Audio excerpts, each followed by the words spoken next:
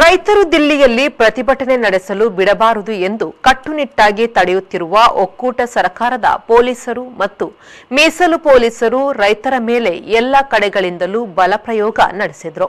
ಬಲಾತ್ಕಾರವಾಗಿ ಬಂಧಿಸಿ ಅಜ್ಞಾತ ಸ್ಥಳಕ್ಕೆ ಕರೆದೊಯ್ದರು. ಡ್ರೋನ್ ಮೂಲಕ ಅಶ್ರುವಾಯು ಸೆಲ್ ದಾಳಿ ನಡೆಸಿ ರೈತರನ್ನು ಅಟ್ಟಾಡಿಸಿದ್ರು.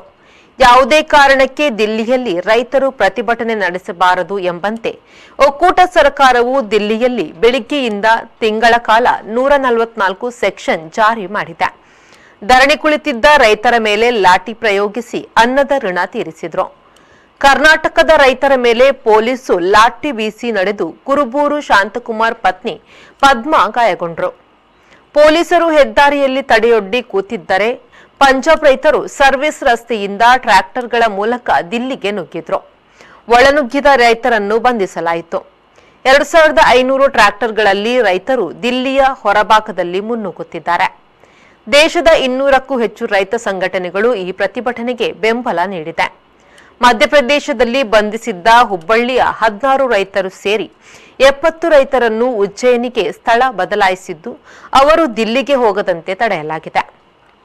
Bureau report V4 news, Delhi.